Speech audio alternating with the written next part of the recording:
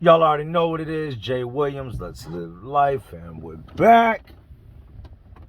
No matter how big you are, how tough you think you are, how many people you did this to, or you did that to, there's always somebody bigger, meaner, and tougher than you are. It's all in when you run into them, and in due time, you will run into them.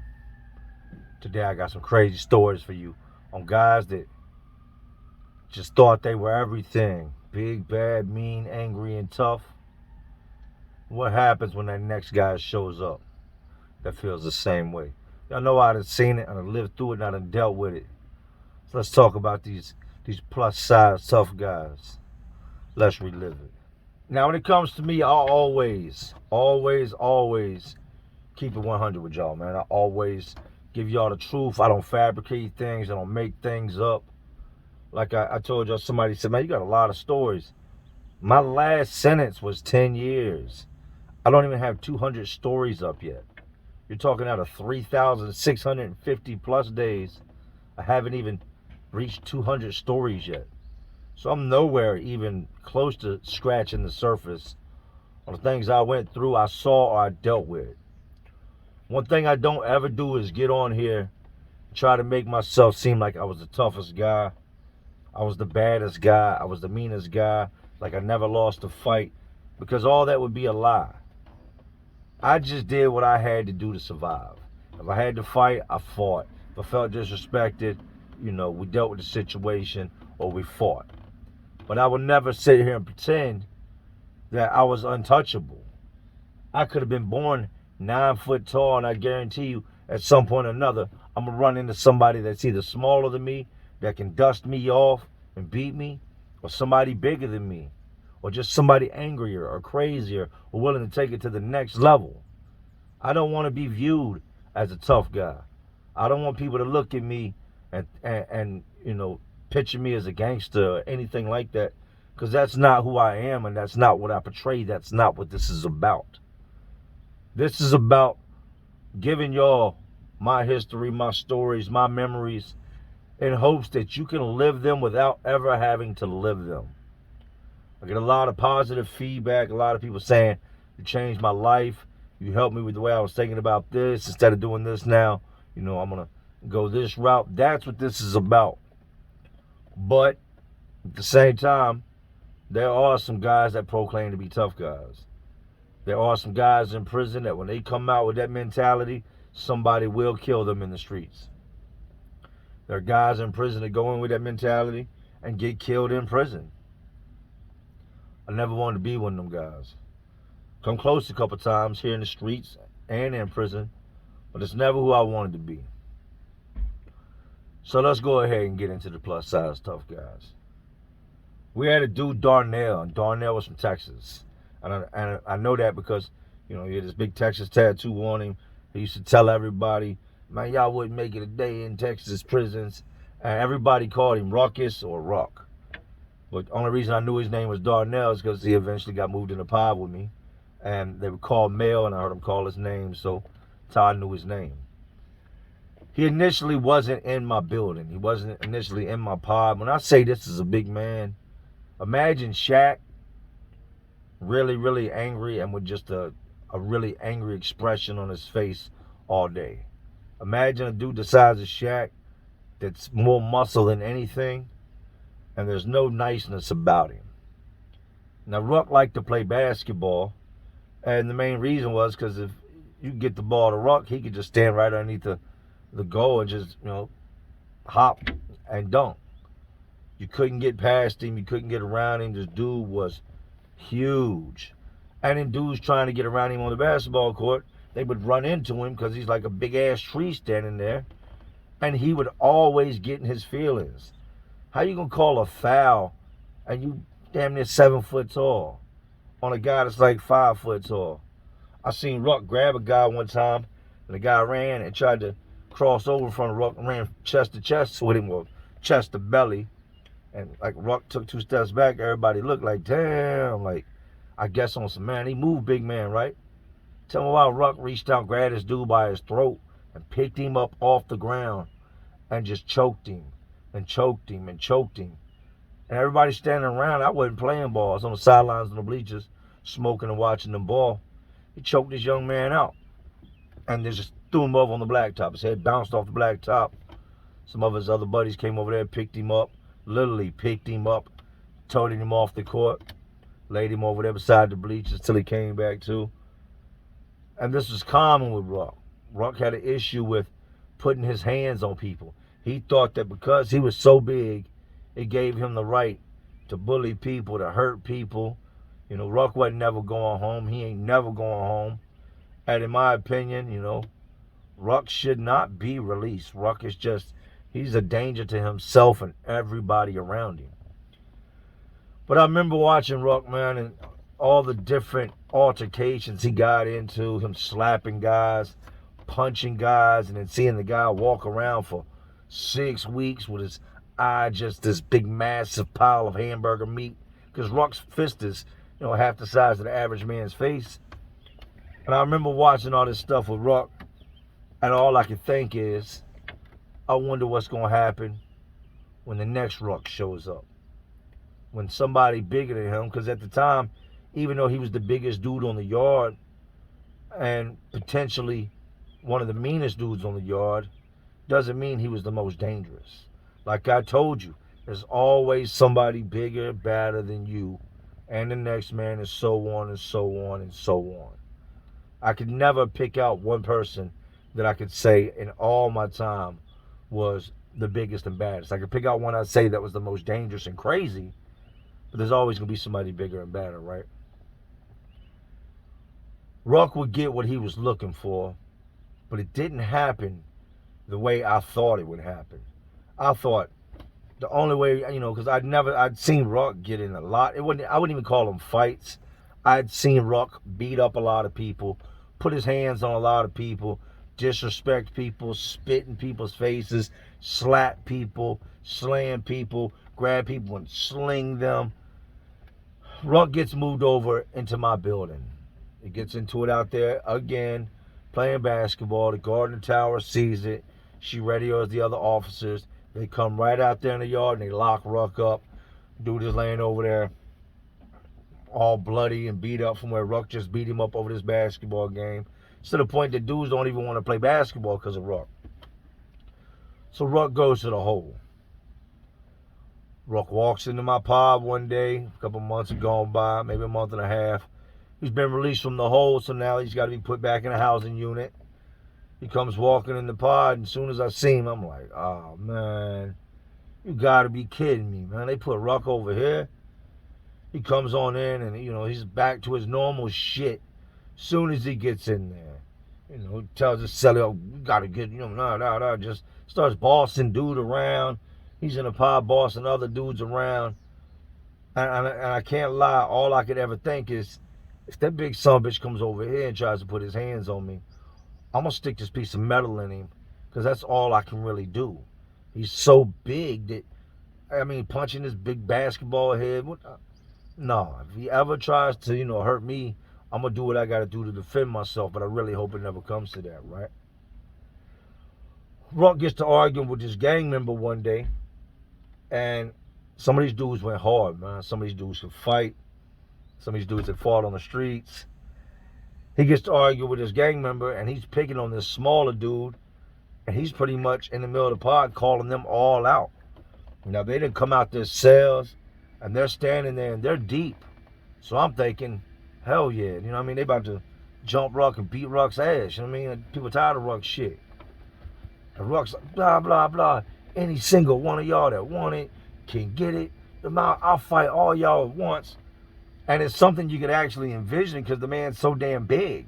You know what I mean? Like, if 5 people jumped on him, it would be like you know, a bunch of little dogs on a gorilla. He would just sling them all off, right? Just a massive dude. And there's this one dude, I cannot remember dude's name, but dude was kind of quiet. I had seen dude thump a couple times, and every time he fought, to be a skinny dude, he hit hard, and he was trashing dudes when it came time for the get down. He was rumbling. So dudes, all these blood dudes are standing there. Ruckus steadily running his mouth, walking towards him, walking towards him, walking towards him. And he gets in the main dude's face. And this is a good sized dude, got stars tattooed all over his head and whatnot, bald head. And he's in his face like, do something, punk, do something. And the blood dude's homeboy I just told you about, the skinny dude, is standing to his right. And Ruckus dead sentence, and this dude just jumps up and hits Ruck. Boom! With everything he had. And he caught Ruck right behind the jaw, right here where that button is, where if someone hits you there, you're most likely going to sleep. He jumped up and caught Ruck. Boom! And sent Ruck sideways. It was like watching a tree fall over. He didn't stumble. He didn't stagger. He hit him. Ruck's head went to the side, and Ruck just completely, his whole body just fell over. Boom! He hit the floor. The dudes all, by now the guard in the booth, she's been watching everything. She's already called other officers. She sees all these gang members piled up. She sees Ruck out there. They took it to the back where the staircase is, where the camera cannot see. A lot of times the cameras didn't even work, but at the time they did, they just couldn't see what happened on camera. These dudes go ahead and split up, go back to their cells, go in their directions, back to what they were doing. And Ruck is laying there knocked all the way out. On his way down, he smacked his head on the hard concrete floor that makes up our day room area. So now there's a pool of blood as he's laying there unconscious, completely just slumped like a big log laying on the ground. And there's blood pooled up all around his head where his head's busted when it hit the side of the, the concrete. The guards were tired of Ruck's shit. The guards didn't really want to do nothing about Ruck getting knocked out. They were glad to see Ruck get knocked out. Ruck was one of them dudes that would snap on the guards always. I got life. I ain't never going home. What's the worst y'all could do to me? I don't give a shit. I run this bitch, right? They came in, saw Ruck laying there knocked out, called for the nurse. The nurse came in. By now, he's done woke up. He's getting all woozy. As soon as he sits up and he gets his composure and goes to stand up, they go ahead and they had to put 2 pair of handcuffs on Ruck. They put one on one hand, one on the other, pull his arms behind him, and they handcuffed the 2 handcuffs together. Fuck y'all taking me to hole for? I ain't do nothing. What y'all taking me to hole for? Who'd you get to fight with? I don't know, but why y'all taking me to the hole? Taking you to the hole under investigation. You clearly just got in an altercation. You have to go to the hole under investigation until we figure out what happened. That's what's going to happen. They end up taking Ruck up out of there, packing all Ruck's stuff up. Ruck gets into it, threatens a guard in the hole. Is threatening everybody. They have to do a cell extraction on him, put him in the rubber room, and then they shipped him off. I believe he went to King Mountain, took a level 4 to a higher level. And that was the last I seen of Ruck. What I want you to take from this is that you don't know who your match is until you run up on them. And all that, doing this, while you doing that, someone else could be standing there thinking about what they're going to do to you. Everybody's not going to talk. Everybody's not going to let you bully them. And you can't beat everybody. Ruck is a prime example. That dude was huge. And the dude that hit him was maybe my size. I'm 210, 215. But the dude that hit him was nowhere near that weight. This dude was probably 170, 175. And had to do the Super Mario jump to punch Ruck. But he jumped up and knocked Big Ruck's ass out. Ruck eliminated himself. I've seen many more tough guys after Ruck. And I've seen them get their asses handed to them. There's some I never seen it happen to. But Ruck got what he had coming. Let's go ahead and get into this next story. Now, anybody that's done any substantial amount of time would definitely agree with what I'm about to tell you. In doing time, doing years, a sentence, you're going to meet guys that have the same name. The same nickname. I met a bunch of aces, a bunch of spiders, a bunch of snakes. You meet all these dudes over time, and you're going to hear the same nickname that this person has, and it's the same nickname this person has. It just comes with, the territory and doing time and meeting different guys. We got a white dude in my pod that sleeps directly above me. And Just a big, dumb, jacked up white dude. Named Spider. Whole head tattooed like a spider web. Parts of the spider web come down the sides of his, where his beard would be. That was his name, Spider, because of, I guess, the spider web. I wouldn't say Spider was racist because I never seen him say anything racist. I never, he didn't have any racist tattoos on him. I know some places consider the spider web racist, but I don't believe that's why he had it. I believe he just thought it would be cool to put a big ass spider web on his bald head. But he never hung out with black dudes. Never hung out with none of the Spanish dudes. He never hung out with anything but white dudes. But it wouldn't just be like, it'd be any type of white dude he would hang out, long as they were thorough. Most of the guys he hung out with were bigger guys. Well, he's got a cellmate. His cellmate's not a real big guy, smaller white guy. They got along pretty good. His cellmate liked to get high. His cellmate fails a piss test. They would randomly piss us. And his cellmate had failed in the past, so he was on what's called the hot sheet, which means anytime they called for your analysis and guys to go pee, his cellie would have to go pee. His cellie pisses, it comes back dirty. They send it off to a place called LabCorp. The urine comes back. There's heroin in it. There's other things. So they come in and lock his cellmate up. The day his new cellie walks in, I'm standing in my door, and the first impression is this young black guy, maybe 23, 22, if that. Skinny, and he looked scared out of his mind. I'm standing in my door. I got a pair of sweat shorts on, pair of Timbs. They sold the Pro Timbs where I was at, and a wife beater and my orange beanie folded and rolled up. And I'm standing in my doorway and I'm just smoking. Leaning to my doorway, watching the new guys come in, right? Seeing if any of them are my homeboys that came from the hole. But this day, these guys had all come from 9 building. 9 building is where when you first got to this prison, it's like the transition building. You start off in this one pod, everybody does, and then they disperse you to different parts of that prison. This guy had just come from 9 building. He don't know anybody over here. He walks in, him and a couple other guys, and I peeped him the most because of his body language, the way he looked, and he just looked scared. He looked scared to death. Like, this guy didn't look like he belonged here. He looked like he belonged like at a McDonald's drive-thru, handing you your change or handing you your order. That's kind of, if you can get an idea for what I'm saying. I'm looking to see, I know which cells are open in there because I pay attention to my surroundings. And I'm thinking they're going to put him up in the corner cell with this, this black dude up there, cool dude. Nah. They put him in a cell with Spider. And remember I told you Spider lived directly above me. So we're on the same vent line. If they're talking too loud above me, I can hear everything coming out my vent. So he takes his stuff up there. Spider introduces himself. And Spider was, like I said, big ass dude. It wouldn't take long, man. I think it's maybe the 4th or 5th night. I hear them arguing. Spider's calling him names, pussy, bitch, all this, get off the bunk, blah, blah, blah. Spider's up there for some reason or another, and I don't know why, but this dude, didn't seem like the type of dude that would hurt a fly. Spider's up there threatening this dude. This is like the 3rd or 4th night they're in there. I start hearing this through the vent.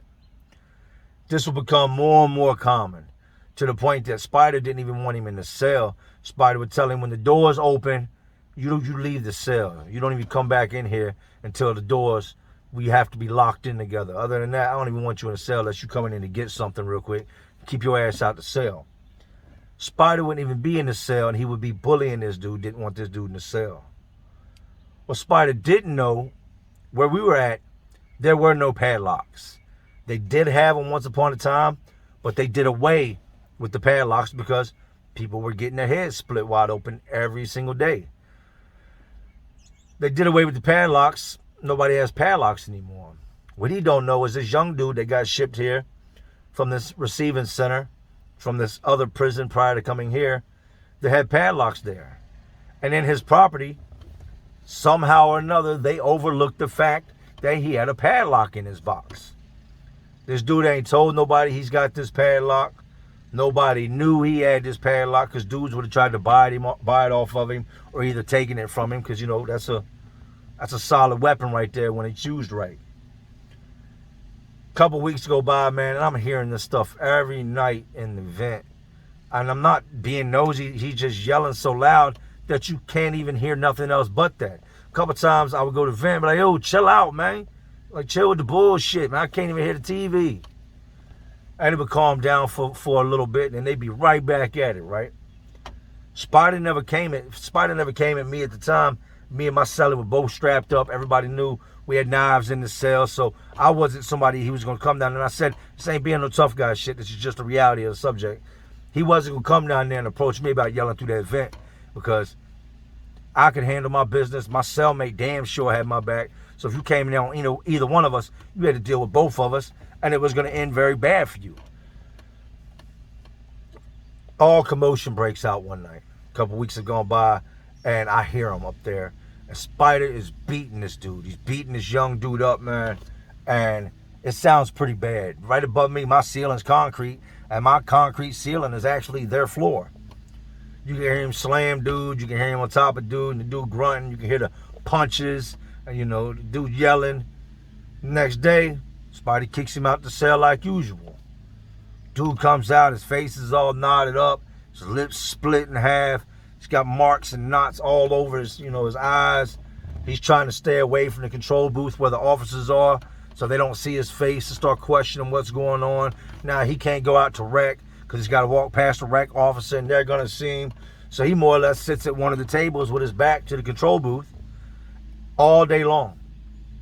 If an officer walks by doing rounds, he'll spin in another direction so the officer can't see his face. When the officers walk by the cell to do count, he'll turn his back to him and just stand there, lean forward on the bunk until they pass. This goes on for maybe 2-3 days of this dude walking around like this. And in the meantime, I still hear Spider up there bullying this dude, man. Spider's taking this dude's commissary. He's taking his coffee. Spider ain't really got shit. And that's why he hung out with all these other dudes so he could use them up, right? I did not see this coming, man.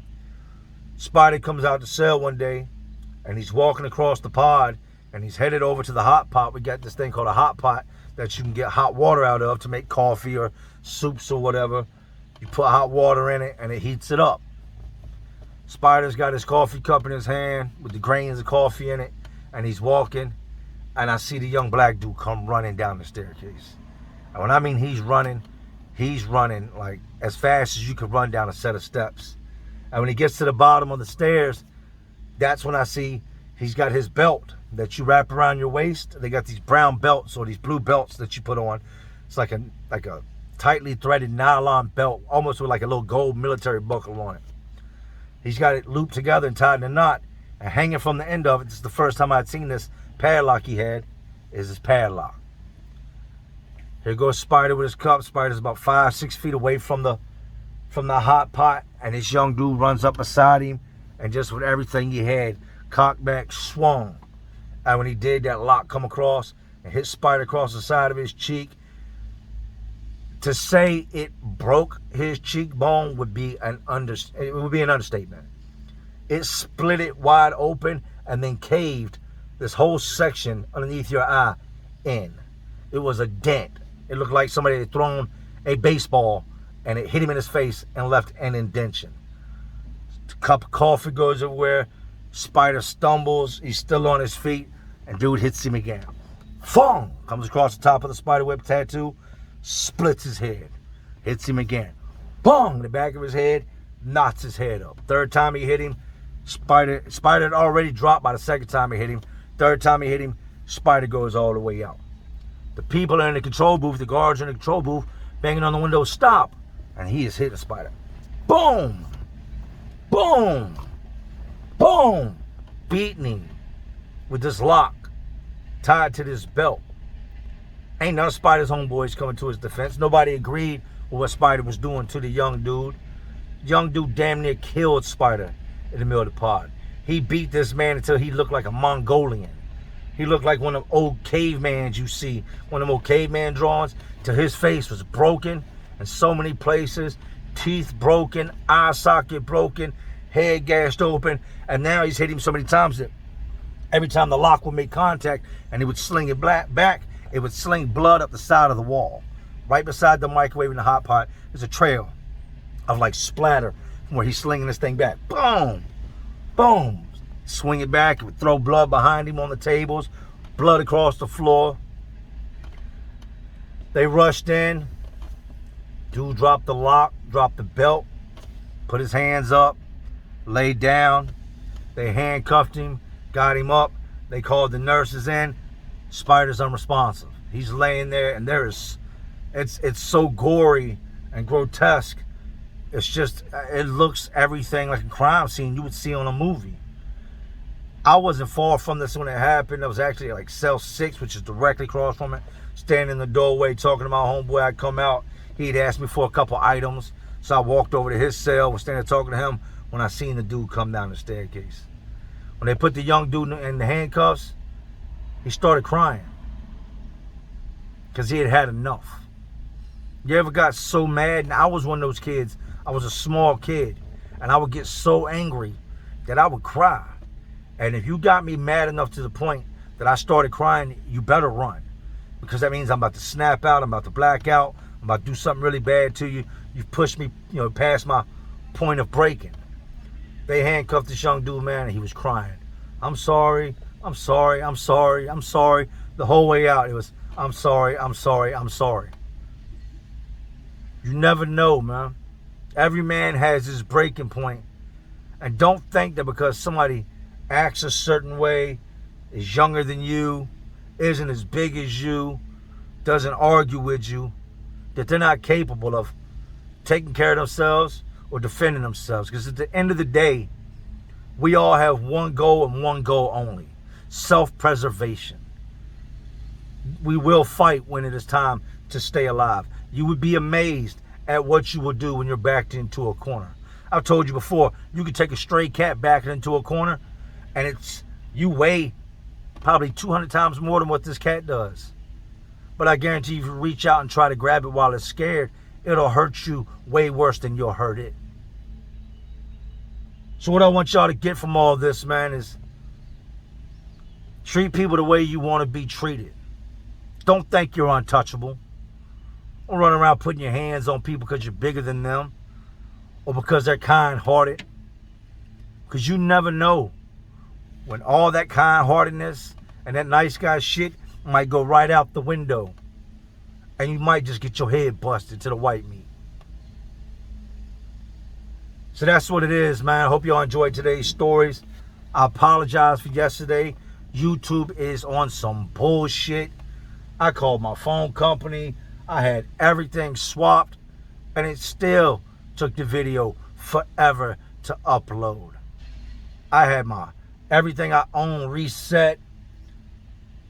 Didn't do anything. They're blaming it on YouTube, so that's where I gotta put the blame at. I'm hoping this video don't take that long to upload, but if it does, man, I love y'all and I appreciate y'all waiting around to see what I got to say. But anyway, these detention centers, prisons, jails, facilities, they're all just crazier worlds inside of this already crazy world we live in. And as always, you know what I'm doing. I'm just trying to keep y'all entertained. Are you not entertained? And like always, this is Jay Williams. Let's live life. And to all my real ones and the awesome real ones watching, because y'all still watching me. Y'all know how we do, man. Salute.